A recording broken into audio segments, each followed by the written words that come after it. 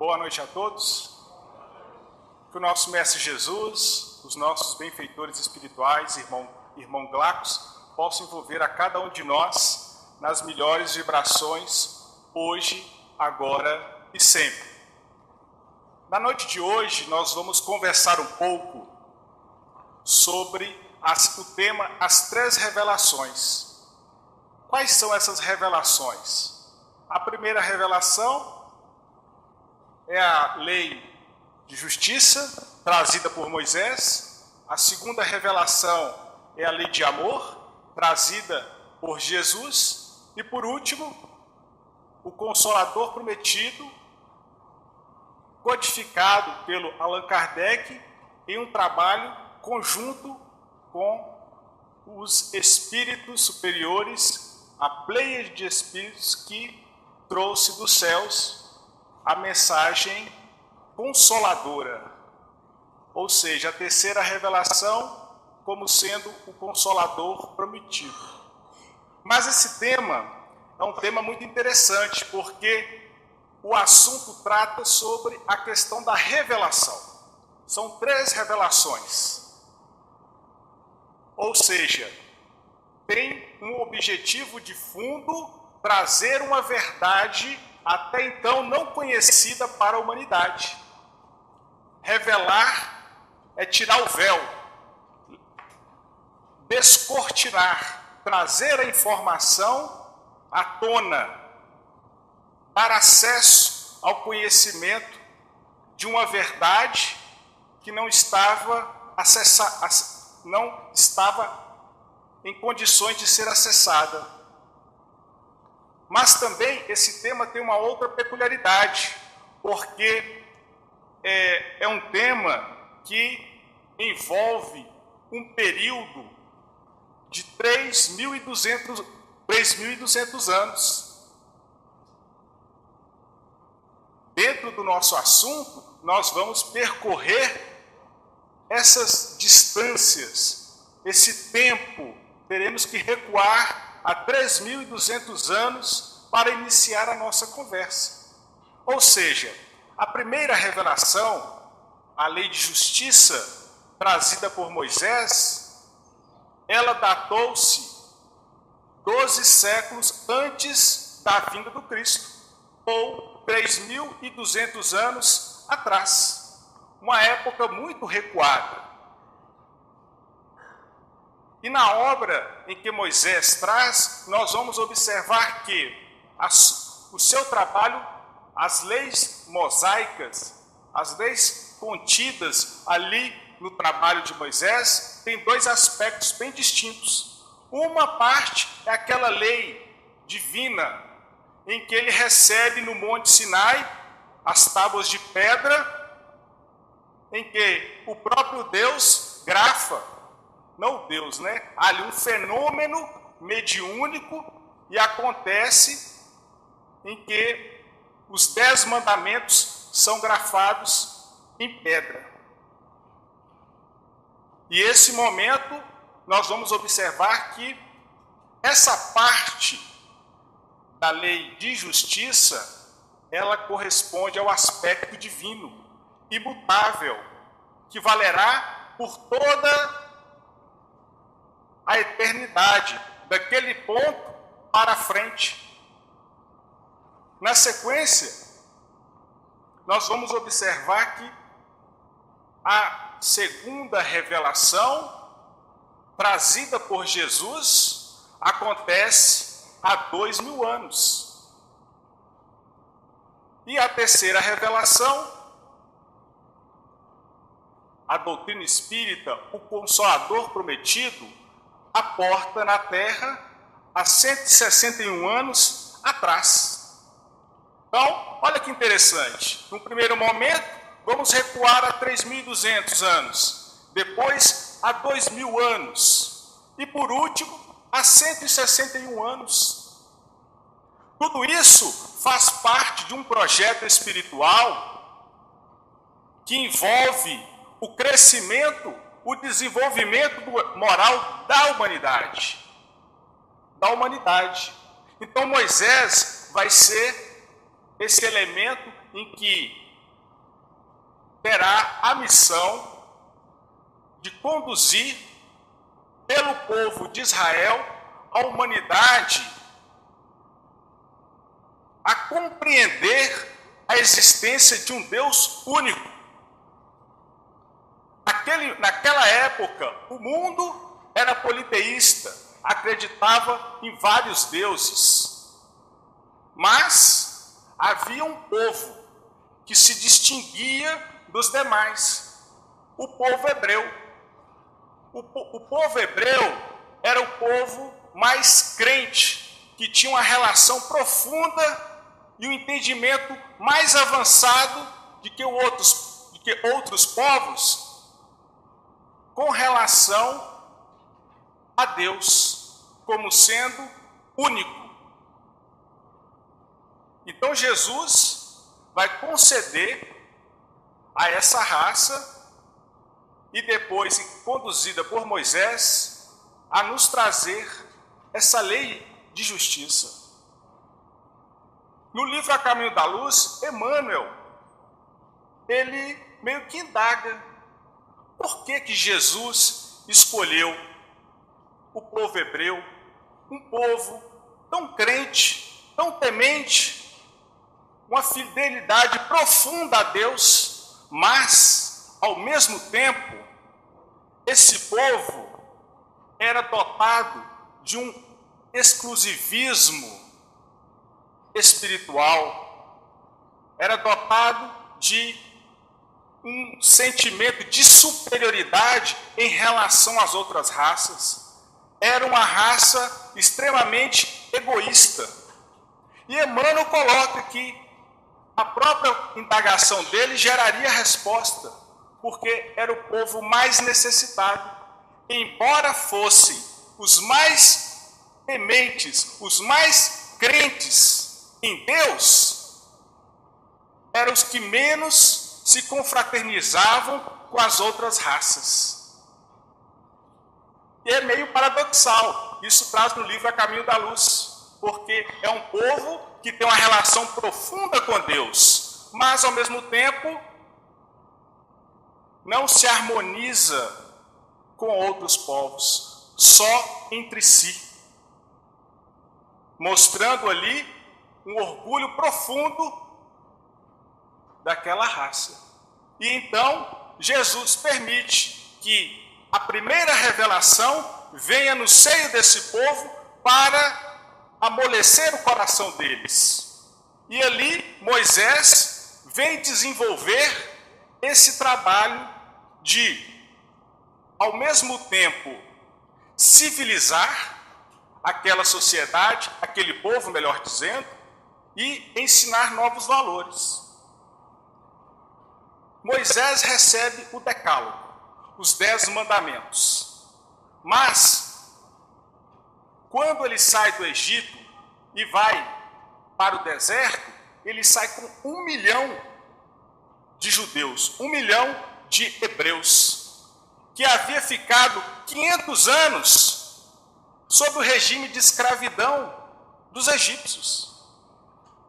Então, 1 milhão de judeus que haviam ficado como escravos, os seus costumes haviam sido imiscuídos com os costumes do povo egípcio, e ali ele vai ficar 40 anos no deserto, promovendo a purificação, porque em 40 anos ele consegue mudar uma geração, criar uma nova geração de acordo com os valores que Moisés havia deixado, ou melhor, que ele havia recebido pelos 10 mandamentos.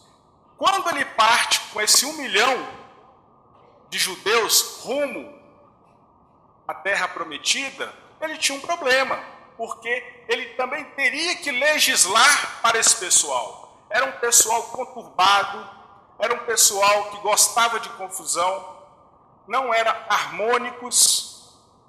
E o que ele faz? Na medida em que ele recebe o decálogo, ele vai criando as normas. Por exemplo, não matarás. É um mandamento divino. Mas como é que ele ia fazer se alguém cometesse o crime?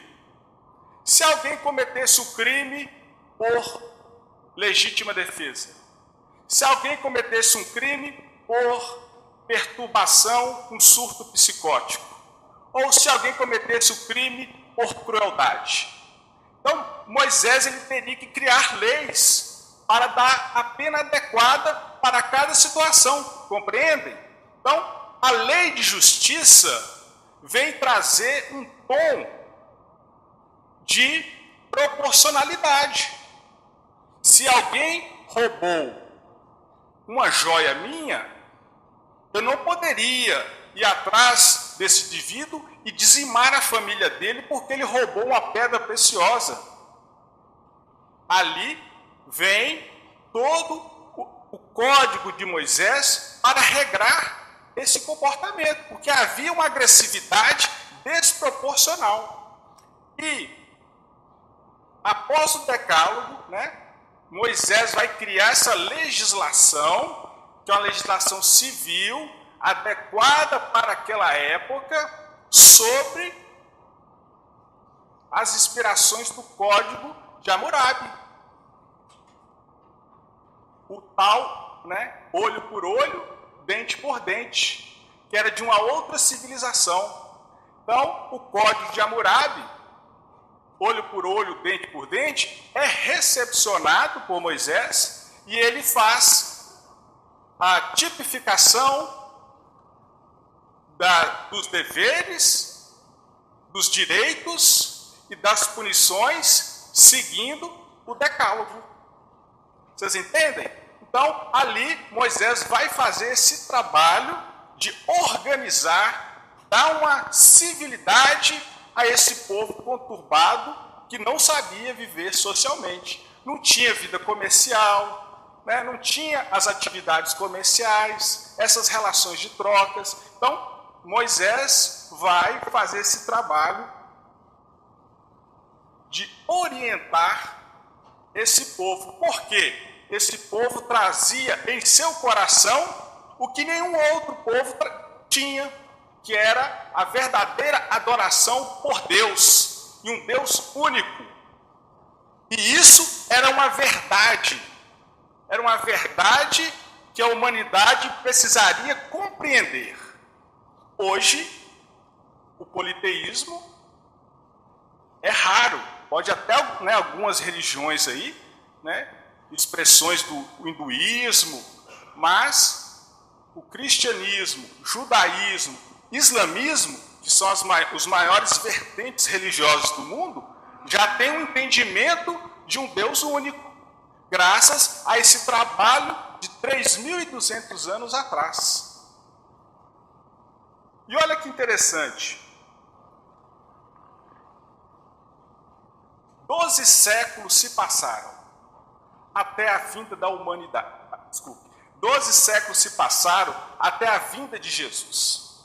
Porém, esse agrupamento não consolidou o entendimento da lei de justiça, que é respeitar o direito do outro. Em 12 séculos, eles vivenciaram, experimentaram, mas não consolidaram um padrão de comportamento de um justo. Por quê?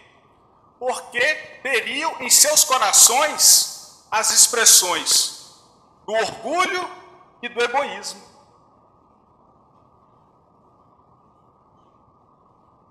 Se a humanidade tivesse consolidado os ensinos da primeira revelação pela prática da lei da justiça, teríamos eliminado o orgulho e o egoísmo e teríamos aderido naturalmente à proposta do Cristo. Olha que interessante. Por que teríamos eliminado o egoísmo e o orgulho? Porque para viver dentro da lei de justiça plena, eu tenho que agir como justo. Por exemplo, 10 pessoas plenamente justas vivem harmoniosamente. Haverá conflito ali? Não. Haverá dissensões ali? Não. Porque são 10 pessoas plenamente justas, que respeitam o direito do outro. Então, 10 pessoas justas eliminariam o orgulho e o egoísmo. Se 10 pessoas propusessem, naquela época, vivenciar a lei de forma fiel, clara, eliminariam o orgulho e o egoísmo e, pelo exercício da justiça e o papel do justo na sociedade, o agrupamento entraria em harmonia. Vamos mudar o exemplo. 10 pessoas justas, plenamente justas. Você tira 2 pessoas justas e põe 2 egoístas. 8 justos e 2 egoístas. Será que isso entrará em equilíbrio? Porque o egoísta, ele vai querer apoderar do outro. Ele vai querer não compartilhar com o outro. Ele não aceitará dividir qualquer coisa com o outro. E para isso ele entrará em luta, em dissensões, em guerra, se for possível. Vamos mais longe. Temos 8 justos, 2 egoístas. Vamos colocar agora mais 2 orgulhosos. 2 egoístas, 2 orgulhosos e 6 justos. Esse agrupamento entraria em equilíbrio? Porque o egoísta, ele acha que ele é o mais importante. Então, ele vai ter que ter uma predileção, ele vai ter que ser mais assistido, ele vai ter que ser mais beneficiado, porque nele há um sentimento de que ele é mais importante. Mas o egoísta não vai aceitar. E os justos, coitados, eles não terão força para restabelecer o equilíbrio. Deu a ideia? Deu a ideia que se nós, naquela época, tivéssemos buscado vivenciar a lei de justiça, nós teríamos eliminado o nosso maior obstáculo hoje, que é justamente o orgulho e o egoísmo. E essas 2 chagas da humanidade é que caracteriza a Terra como um mundo de expiações e provas. Porque desde uma discussão dentro do lar, de uma postura egoísta, até uma guerra entre nações, são por interesses egoístas. São por interesses individualistas, imperialistas. Ora dentro de casa, que eu quero imperar sobre o outro, ou ora entre uma nação querendo imperar sobre a outra. Entenderam? Vai do micro ao macro. Ou seja, a lei de justiça cumpriu o seu papel no tocante de civilizar, amadurecer a humanidade trazida pelas mãos dos hebreus. Mas o tempo passa. E quando chegamos na era de Jesus, na era do amor, e no próprio livro A Caminho da Luz, coloca que a manjedoura, que simboliza a virtude máter, que é a humildade, coloca a humanidade na condição daquele ser que adquiriu a maioridade. Quando Jesus vem à Terra, a humanidade ali atinge a sua maioridade. E o que significa isso? A maioridade é aquela idade mínima em que o indivíduo responde pelas suas ações na sociedade. Na nossa sociedade, 18 anos. Se o menino de 16 anos pegar o carro do pai e bater na rua, a polícia vai prender o pai, não é o menino não. Mas se o rapaz de 18 anos pegar o carro do pai e bater o carro e não tiver habilitação, quem vai ser preso? O pai? Não, o menino, porque ele tem a idade, e aquela idade simboliza que ele tenha um discernimento cognitivo, que não implica que ele tenha maturidade. Entenderam? Você ter a idade mínima não implica que você seja uma pessoa madura. Embora possa ser, né? Há pessoas de 18 anos com a postura de um verdadeiro líder, responsável, cumpridor das suas obrigações. E há pessoas de 70 anos que vivem de forma sem compromisso com as coisas, passou pela vida e não conseguiu ser uma pessoa comprometida. Então isso vai ser relativo de acordo com a postura do espírito naquele momento. Então aqui nós vamos observar que a humanidade teve um processo de aprendizado com a lei de Moisés, mas não conseguiu eliminar a chaga do orgulho e do egoísmo. Então, vem Jesus. Nós já atingimos, a partir da chegada de Jesus, uma maioridade, significando o quê? O que fizermos pelo nosso livre-arbítrio, vamos responder. E aqui nós colocamos, e essa fala de Jesus faz o gancho perfeito para o nosso tema. Olha, não penseis que vim destruir a lei ou os profetas. Jesus falando, né? Eu não vim derrogar o que Moisés ensinou a vocês e que os profetas ensinaram para vocês ao longo dos séculos. Eu não vim destruí-los, mas dar-lhes um cumprimento. Então Jesus veio trazer um plus, veio trazer um novo entendimento. E ele continua, porque eu vos digo, em verdade que o céu e a terra não passarão antes que tudo que está na lei não seja cumprido perfeitamente. Então nós temos que cumprir a lei. Ou seja, se as minhas ações estão gerando débitos para futuros resgates, eu estou fora do caminho da justiça. A minha ação com os outros está gerando compromissos espirituais para próximas existências, eu estou atuando fora da lei de justiça. Quando eu atuo fora da lei de justiça, existe a lei de causa e efeito, que nos coloca no caminho de novo. Então Jesus fala, eu não vim derrogar essa lei, porque vocês não venceram o orgulho nem o egoísmo. O orgulho e o egoísmo é que provoca esse seu afastamento da lei. Mas eu vim trazer novas informações, novos conteúdos. E com esses conteúdos, vocês darão conta de realizar a transformação. E aqui, Jesus termina.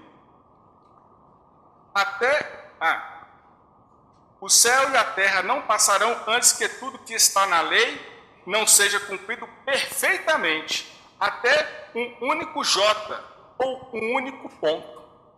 Ainda nós temos o compromisso com a lei. Só que Jesus já coloca esse ponto. Ele não veio contradizer, veio ampliar. E aí ele traz uma outra informação. O grande mandamento. Amarás o Senhor teu Deus de todo o teu coração, de toda a tua alma e de todo o teu espírito. Este é o maior e o primeiro mandamento. Amar a Deus. Ratificando o trabalho de Moisés na crença no Deus único. Ok, ele está, não está caindo em contradição, ele está dando cumprimento. E aqui ele traz a novidade. Aqui é um novo entendimento. E ele fala assim: e amarás teu próximo como a ti mesmo. Nesses dois mandamentos se resumem toda a lei e os profetas. Magnífico, né? O mestre age em perfeita sintonia com os ensinamentos do Antigo Testamento, com os ensinamentos de Moisés. E ele reduz do decálogo, dos 10 mandamentos, para 2. Se eu amar o meu próximo como a mim mesmo, amar a Deus sobre todas as coisas e ao próximo como a mim mesmo, eu estou automaticamente cumprindo o decálogo. Então ele faz uma síntese, já facilitou para nós. Colocou aqui um outro componente, porque para o judeu, a relação profunda dele é com quem? Com Deus e com o seu irmão de raça. Para o judeu, o seu compromisso estão entre essas duas entidades, né? Deus e o seu próprio povo. Pessoa de outra raça, os gentios, não eram considerados próximos. Eles não tinham nenhuma obrigação de fazer um gesto de humanidade para aquele que não fosse da raça. Então aqui Jesus traz o elemento amar a Deus sobre todas as coisas e ao próximo como a si mesmo. A ideia do amor. Então Jesus introduz a ideia do amor. Aquela ideia do respeito, da generosidade, da compaixão, a ideia da caridade, da humildade para com o outro. Isso são elementos novos para a humanidade. E Jesus também coloca: eu sou o caminho, a verdade e a vida. Ninguém vem ao Pai senão por mim. Então Jesus tem um compromisso com a verdade. Ele é o caminho, porque ele é o guia e modelo espiritual da humanidade. Ele é a verdade e a vida em abundância. Porque Jesus, trazendo a verdade, ele vem trazer o caminho para a vida eterna. Então Jesus fala: arrependei-vos, porque o reino dos céus está próximo. Então Jesus vem à terra inaugurar o seu reino de amor, mas não reino fora dos príncipes e dos poderosos, mas o reino da fraternidade, da irmandade de um para com os outros. Disso é que Jesus falava. Então, aqui nós vamos observar. No primeiro ato de Jesus, ele vem trazer o grande ensinamento, a manjedoura. A manjedoura como elemento da humildade. Humildade, que é o contrário do orgulhoso. O orgulhoso que se acha importante, imponente, merece destaque. Jesus traz a figura do humilde, do que trabalha em silêncio, constantemente, em benefício de todos. E traz a ideia da caridade, porque a caridade é o altruísmo, né? É movimentar em direção ao próximo. O altruísmo é o contrário do egoísmo. Olha Jesus aí trazendo os antídotos da humildade, da caridade, para combater aquelas chagas que nós não conseguimos eliminar na vivência da lei da justiça. Olha que interessante. Então Jesus vem ampliar para nós. Jesus vai simbolizar essas duas vertentes, a verdade e o amor. Na nossa conversa, nós observamos o quê? Na época de Moisés, o que prevalecia, a tônica, era a tônica da justiça. Com o advento do Cristo, a tônica passa a ser a lei do amor, da misericórdia. Ou seja, aquelas pessoas que apresentassem uma conduta de acordo com o Evangelho de Jesus, automaticamente ela estaria praticando o ato com justiça. Com justiça. Interessante que tem uma história no livro A Vida Escreve, de Hilário Silva, em que um jovem vai a uma festa e ele tinha um temperamento muito agressivo. E nessa festa, nesse baile, ele encontra com um rapaz e lá eles se esbarram e o rapaz vai até ele, o agride, bate e ele sai daquela festa extremamente humilhado. E ele jura que ele iria matar aquele rapaz que bateu nele. Ele guardou no coração, essa surra vai ter um fim, eu vou matar esse homem. E ele foi embora da festa, só que no outro dia ele encontrou um amigo. E o amigo convidou para ir a uma casa espírita. Aí chegando lá, no dia, estava tendo o receituário, né? Igual o trabalho aqui. E sai uma mensagem para ele, que ele não recalcitrasse contra os aguilhões. Aquela cena era necessário, era um experimento, era uma prova que ele deveria suportar com humildade. Aí o amigo pegou essa orientação, explicou para ele, leu esses dizeres e entregou um livro dos Espíritos. E esse jovem revoltado, de arma em punho, ficou uma semana armado. E uma semana ele encontrou com o indivíduo. E cada vez que ele encontrava, vinha um ímpeto de sacar a arma e atirar, mas ele lembrava da mensagem e ele se contia. Passou-se uma semana, não encontrou mais aquele indivíduo que havia esbofeteado.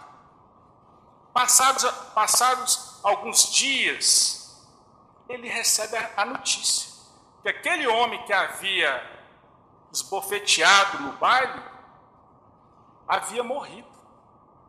Ele fora picado de escorpião. De escorpião. Olha que interessante. Esse rapaz que morreu picado pelo escorpião tinha um karma de morrer naquele período da vida dele. O jovem impaciente, impulsivo, seria o elemento que quitaria o débito daquele indivíduo que precisaria morrer e ele, no seu ímpeto, assumiria um karma, ok? Assumiria um karma. Porém, ele, tendo conhecimento do livro dos Espíritos, do Evangelho, de uma conversa amiga, ele não interferiu na quitação do karma do companheiro e ele passou na sua prova de resistência, porque ele havia, em outras encarnações, cometido o homicídio. Olha como é que é intricado a lei. Então, esse jovem, ele não se envolveu na vingança, porque se ele tivesse cometido o ato de vingança, assassinato do outro, ele seria arrebanhado pela lei de causa e efeito. De causa e efeito. Em função do quê? Do orgulho ferido. Ele foi humilhado, constrangido, em sociedade. O brio dele foi colocado no chão. Só que ele deu uma nova resposta. Não atendeu ao seu orgulho ferido. Olha que interessante. E isso tem nos derrubado, gente, até hoje. Até hoje nós temos caído por isso.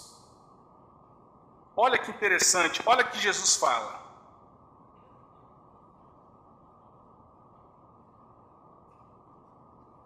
Tendes ouvido o que foi dito, olho por olho, dente por dente. Eu, porém, vos digo, não resistais ao mal. Se alguém te ferir a face direita, oferece-lhe também a outra.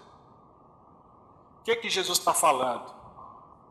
Diante de uma agressão, aceite com humildade, porque aquilo está diluindo o seu orgulho. Porque, do contrário, você vai ser acionado pela lei de causa e efeito. Deu ideia? Então, é inteligente.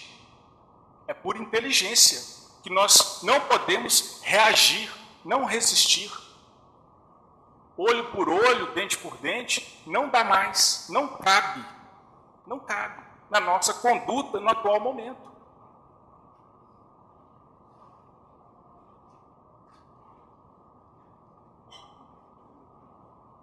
Estou vendo o meu tempo ali, o reflexo. E aí a gente observa algumas figuras. Quando Jesus vem,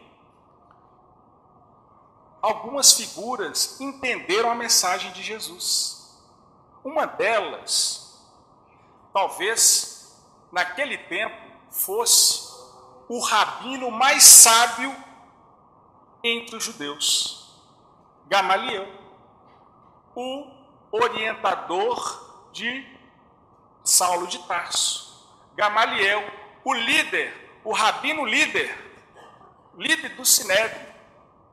Saulo de Tarso herda o cargo dele de líder do Sinédrio. E Gamaliel, quando vai fazer uma visita à casa do caminho, sob acusações de que aquela casa do caminho estava pervertendo os costumes judaicos, ele vai fazer uma inspeção local e vai observar o trabalho de atendimento fraterno, de atendimento aos desamparados da sociedade, e ele se encanta, Pedro sai mostrando cada cômodo, cada dependência da casa do caminho, como a dinâmica do trabalho era, e ele se encanta.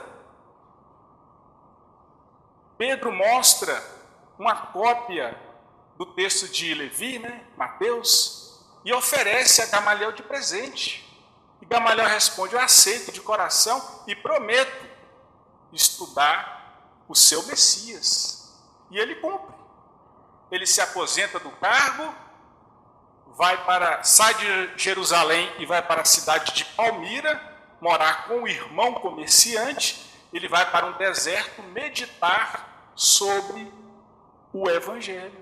E adere naturalmente ao cristianismo. Por quê? Porque ele aproveitou aqueles 12 séculos lá atrás. Ele não estava com orgulho de raça dilatado, embora ele fosse um sumo sacerdote em maior posição naquela época. Ele não havia deixado se iludir pelas questões temporais, teve a sensibilidade de discernir uma verdade espiritual. E isso acontece também com Saulo de Tarso, no momento em que Jesus aparece. Nós vamos observar Zaqueu, um coletor de impostos, subindo no sicômoro. Vários aderiram ao cristianismo naturalmente. Os corações estavam mais amadurecidos. E aí, mais uma vez, a humanidade rejeita a árvore do Evangelho.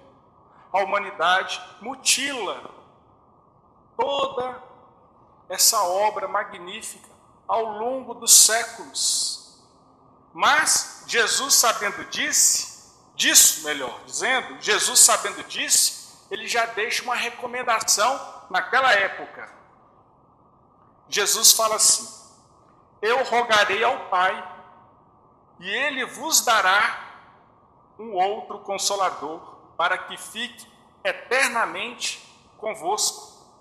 É o Espírito de verdade, que o mundo não pode receber, porque não vê nem o conhece, mas vós o conhecereis, porque permanecerá convosco e estará em vós. Bonito, né? Jesus já sabia do cenário. já sabia, pelo desempenho da turma, né? Essa turma ia ser reprovada várias vezes. Então ele já deixou lá na frente uma aula especial, um exame especial, para resgatar esse pessoal aí. E durante 20 séculos, nós esquecemos de edificar esse reino, esquecemos de eliminar esse orgulho, e chega a 161 anos atrás, ontem, a doutrina espírita, o consolador prometido, para fazer lembrar tudo que o Cristo havia dito e esclarecer muitas outras coisas que naquele tempo não fora possível. Olha que bacana. E aqui nós vamos observar que na primeira revelação, a lei de justiça foi personificada em um homem, Moisés. Foi a figura principal neste movimento. Na segunda revelação, ela foi personificada na exemplificação de Jesus. Ele não escreveu nada, fez questão da manjedoura, a crucificação, vivenciar o exemplo. Só que a terceira revelação ela é diferente. Ela não está personificada em um homem. Por quê? Porque ao longo dos séculos, outros mensageiros e a própria humanidade deturpou, adulterou. A doutrina espírita vai ser o elemento em que o movimento é do plano espiritual para a terra.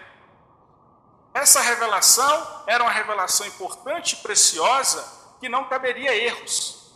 Então, a espiritualidade faz todo o movimento de lá para cá e eis que encarna Allan Kardec, o magnífico codificador, aquele ser, aquele indivíduo que teve a capacidade de organizar e compilar em 5 obras todo o pensamento que a espiritualidade achou necessário para a humanidade. E aqui, a doutrina espírita, mais uma vez, veio rasgar o véu. Veio trazer para nós o entendimento claro da pluralidade das existências, da vida após a morte, da reencarnação, da lei de causa e efeito, trazendo todos esses conhecimentos para que, de agora em diante, a humanidade recebesse a verdade sem o perigo de falsas interpretações. A verdade se manifesta agora, através das obras espíritas, né, que está aqui na mesa, sem dúbio entendimento. Clara, límpida. Clara e límpida. E olha que interessante, a doutrina espírita ela é muito importante. Por quê? Já equacionou algumas questões para nós. Já equacionou. Enquanto que outros companheiros, irmãos cristãos, estão ainda buscando entendimento, para nós, alguns tópicos já está lúcido. Deus é a inteligência suprema e causa primeira de todas as coisas. Nós temos esse entendimento. Deus não está sentado num trono, não é um velhinho de barba branca, de bengala, não. Nós já entendemos que Deus é uma força maior que coordena tudo. A expressão do amor. Outro entendimento, não criticando aos nossos irmãos, mas destacando que isso já é ponto pacífico para nós, que nós podemos avançar em nossa melhoria. Nós sabemos que Deus não é Jesus. Olha que maravilha. Deus é o Pai maior e Jesus é o co-criador, governador espiritual da terra, que desde os primórdios está conduzindo o nosso avanço. Essa confusão nós não temos, graças ao trabalho magnífico. Já sabemos que é Deus, que Deus não é Jesus, são figuras distintas. Restabelecemos a comunicação com os mortos. Moisés lá atrás havia proibido, né? Proibiu por quê? O costume se vulgarizou, fazer consultas vulgares. Ah, o meu negócio vai dar certo. Fulano mesmo, ele é bom para casar mesmo? Vai ser um bom pai de família? Né? Ah, a minha plantação vai vingar? Então, as questões, as frivolidades eram as mesmas, iguais de hoje, né? Só que naquela época, Moisés proibiu porque havia viciado a população. O povo perdeu o livre-arbítrio. Tudo tem que fazer uma consulta. Vou fazer uma consulta para ver se vai dar certo. Vou fazer uma consulta para ver se pode. Não. Vamos raciocinar, assumir as nossas próprias decisões, as nossas próprias atitudes. Só que a doutrina espírita restabelece. Só que restabelece nos trazendo um manual. Um manual de como proceder de forma séria e, detalhe, plus, a comunicação tem que estar a serviço do trabalho de Jesus. É a mediunidade, é a comunicação com os espíritos, com Jesus, sem interesse pessoal. Dessa vez não. Lá atrás, nós movimentamos a mediunidade com interesse pessoal e prejudicamos a nós e muitas pessoas, destruímos casais, relações, famílias, tudo isso lá atrás. Mas agora não. Foi-nos dado novamente a oportunidade de exercer a comunicação com responsabilidade. Agora, é uma verdade. Os nossos outros irmãos vão chegar a essa conclusão. No dia que eles chegarem à conclusão, qual o manual que eles vão ter que utilizar? Livro dos Médiuns, porque não haverá outro. Livro dos Médiuns. Olha a nossa responsabilidade. O Livro dos Médiuns, no futuro, vai atender a outras casas religiosas, porque eles se darão conta do fenômeno. O fenômeno não é exclusivo da doutrina. O fenômeno é para a humanidade, desde que exercida com responsabilidade. Então, nós temos a responsabilidade de preservar os costumes, as práticas mediúnicas, dentro do padrão mais alto definido pelo Allan Kardec, com responsabilidade. Porque no dia que esses irmãos chegarem, nós teremos a tranquilidade de destacar alguém da nossa casa para ali iniciar um curso, um processo de implantação de uma reunião. É uma oportunidade que nós já alcançamos. Outro ponto interessante que a doutrina espírita, só olhando no nosso tempo, 4 minutos.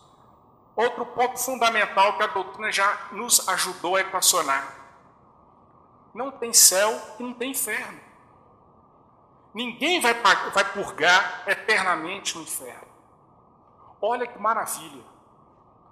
Quantas gerações não sofreu com isso? Ah, eu agi de tal forma, será que eu vou para o inferno ou não? Né? Se olhar até dentro de nós mesmos aqui, né? Muitos de nós viemos da Igreja Católica, e isso ainda é ensinado. Quanta perturbação, quanto conflito com essa ideia. Será que eu vou para o inferno? Será que eu vou para o céu? Doutrina espírita tem isso não. Tem um plano espiritual. De acordo com a sua atitude, você vai habitar as zonas equilibradas ou aquelas zonas desequilibradas conforme o seu padrão vibratório.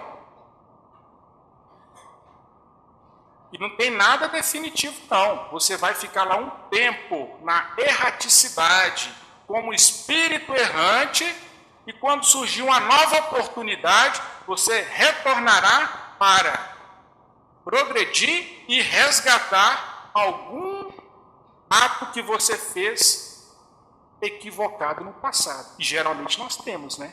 Geralmente nós temos alguma coisa aí, ou muita coisa, para resolver de situações complicadas que nós praticamos. Mas a doutrina espírita nos auxilia nisso, nos ajuda. Não tem mais essa ideia do céu e do inferno. É um avanço.